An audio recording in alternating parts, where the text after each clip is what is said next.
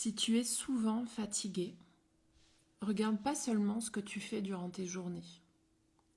Regarde surtout à qui est-ce que tu donnes ton énergie et comment tu la donnes.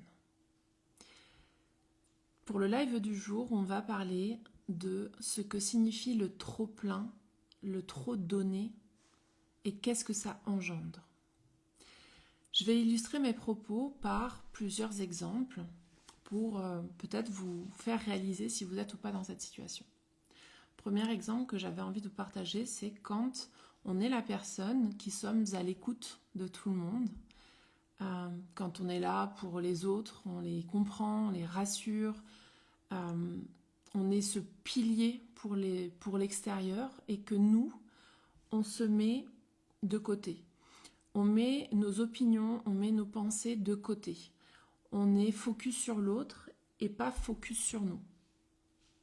Quand on fait ça, on est en train de récupérer l'énergie émotionnelle de l'extérieur, des autres, et on est en train de mettre de côté notre énergie émotionnelle. Tout ce qui est en lien avec nos opinions, nos pensées, etc., on le met de côté, donc on est en train de renier presque toute cette partie-là pour les autres. Ça, c'est un premier cas de figure. Quand on dit oui à tout, quand on dit,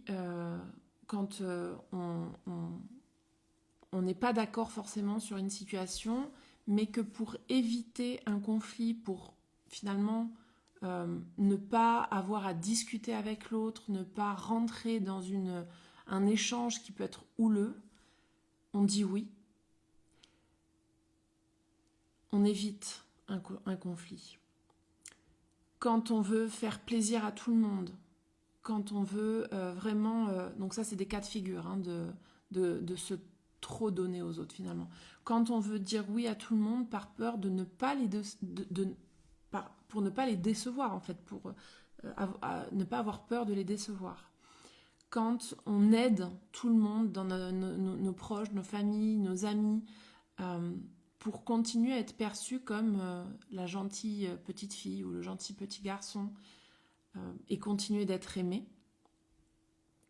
Ce que l'on est en train de faire, c'est qu'on est en train de donner notre temps, notre énergie aux autres, mais seulement on le fait pour ne pas être perçu comme méchant, pour ne pas être perçu comme la personne qui déçoit, pour continuer d'être aimé.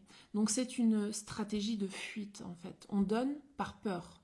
On donne à l'extérieur parce que on veut continuer d'être sollicité. Un troisième exemple, ça pourrait être que quand on est épuisé, quand notre corps il nous a déjà dit là je suis fatigué, là c'est le moment de se reposer, mais qu'on a quelqu'un qui vient et qui nous sollicite, qui nous demande de l'aide, et nous on est à sa disposition. On dit oui alors même qu'on était vidé, on n'avait plus d'énergie, on n'avait plus envie ou on avait juste envie de se reposer. Là on se coupe encore un peu plus de notre corps, de notre ressenti corporel d'épuisement, pour dire oui aux autres. Et en fait, ce que l'on est en train de faire, c'est qu'on se vide encore un peu plus, en fait. Quand on fait ces trois blocs-là que je vous ai partagés, que l'on se coupe de nos propres pensées, nos émotions, nos opinions, quand on donne depuis un espace de peur, par peur de pas continuer à appartenir au groupe, peur de ne pas être aimé, peur de décevoir l'autre, et quand on ne respecte pas nos limites, en fait, tout ça, c'est s'auto-abandonner. Donner notre énergie aux autres, à l'extérieur, alors même que nous, on est déjà très épuisé, c'est de l'auto-abandon. Pourquoi je dis que c'est de l'auto-abandon ? Parce que quand on se force à faire quelque chose pour l'extérieur, quand on se force à être disponible pour l'extérieur, quand on se force à aider, quand on se force à faire quelque chose alors qu'on n'en peut plus, on est en train de donner à notre système nerveux interne l'indication de moi je suis pas la priorité, l'extérieur, les autres le sont, je vais m'occuper d'eux avant de m'occuper de moi. Et donc quand on envoie ce message à notre système nerveux interne, lui automatiquement il s'enclenche en mode survie. Il s'enclenche en mode survie parce qu'il a besoin de nous aider à tenir, et donc il envoie les informations de venez, on continue d'aider Hélène ou la personne à tenir. Et il y a un danger en fait. C'est pour ça qu'il se met en mode survie.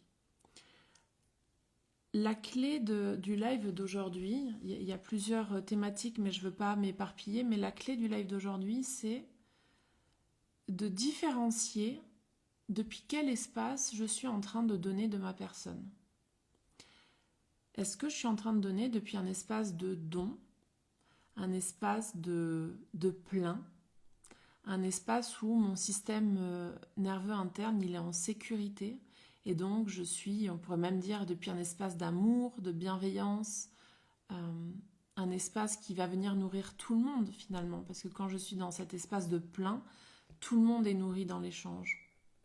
Ou alors est-ce que je suis en train de donner de ma personne depuis un espace de manque, un espace où j'ai peur d'un conflit, j'ai peur d'être perçue comme la méchante, la mauvaise, j'ai peur de décevoir, j'ai peur de ne plus aimer, d'être aimée, pardon, j'ai peur de ne plus appartenir au groupe. Et donc là, dans l'échange, dans l'interaction entre les personnes, il va y avoir une seule des deux personnes finalement qui va être nourrie. L'autre, elle va venir s'épuiser un peu plus, elle va se vider de son énergie. C'est pour ça qu'au début du live, je vous ai demandé de regarder surtout à qui est-ce que vous dotez votre temps, votre énergie et comment. À qui et comment. À qui est-ce que vous donnez de votre temps, de votre... Qui c'est qui vous sollicite aujourd'hui dans votre vie le plus? Et quand vous êtes dans l'interaction avec cette personne, depuis quel espace vous le faites? Est-ce que vous le faites depuis un espace de plein, en fait, où vous vous sentez en forme, vous n'êtes pas fatigué, vous vous sentez en forme, vous vous sentez en sécurité, dans l'amour, dans la bienveillance, et donc cet échange, cette interaction ne va pas vous vider? Ou alors, au contraire, est-ce que quand vous êtes sollicité par, je sais pas, votre mari, votre conjoint, votre famille, vos amis, vos collègues, vous êtes en train de donner de votre temps et votre énergie depuis un espace de manque. J'ai peur d'être mise à l'écart. J'ai peur qu'on dise que je ne mets pas assez d'énergie dans mon travail. Et donc, je vais me forcer à répondre à la demande parce que j'ai peur du jugement de l'autre finalement. J'aimerais vous poser deux questions, enfin que vous posiez deux questions qui sont à mon sens extrêmement puissantes et que je vous invite vraiment à vous poser.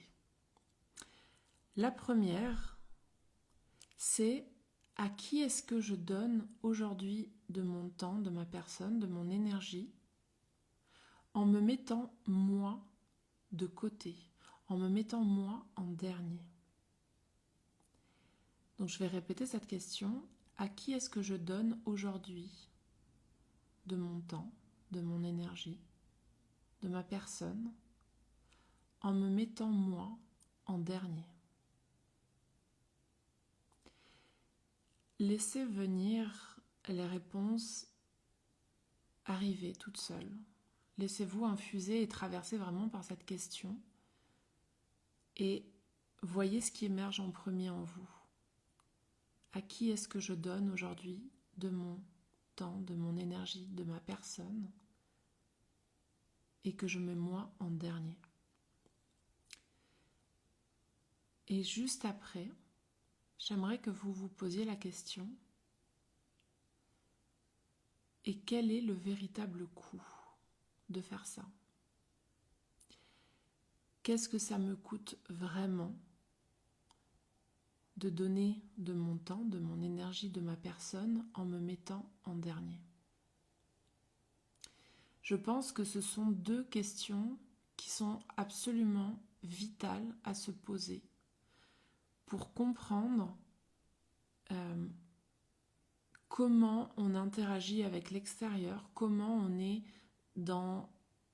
Quel est le type d'interaction que l'on a avec nos proches, nos amis, nos collègues, et comprendre comment on peut finalement, quand on est toujours dans le don de notre personne, venir se vider de notre énergie et venir s'épuiser encore plus. Donc juste pour conclure ce live, j'aimerais peut-être aussi rajouter que dans le fait de donner, que quand on donne de notre personne, alors même qu'on est vidé, qu'on est épuisé, je vous ai dit que c'était de l'auto-abandon, pardon. J'aimerais rajouter aussi que c'est un non-respect de ses propres limites internes.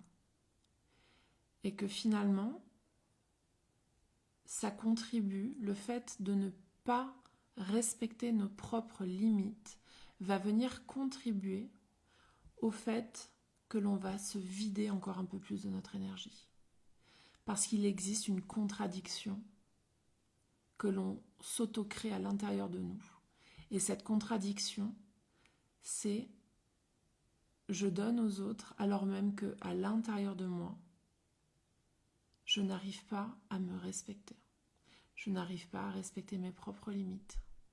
Et donc, j'envoie le signal à mon corps que je ne suis pas une priorité.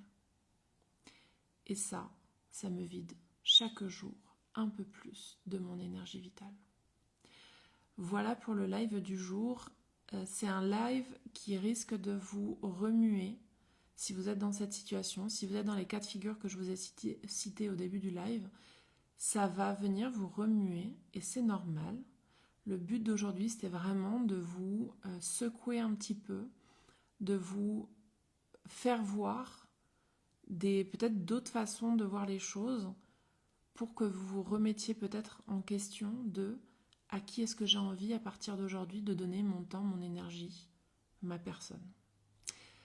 Je vous retrouve demain pour le prochain live du jour et si vous avez des questions, vous pouvez venir m'écrire en DM sur Insta, sur Facebook ou en messagerie privée. Je vous embrasse très fort. Laissez-vous traverser par les deux questions que je vous ai posées. Je vous invite à réécouter ce live et à vous laisser vraiment traverser par ces questions qui sont hyper puissantes. Je vous embrasse et à demain.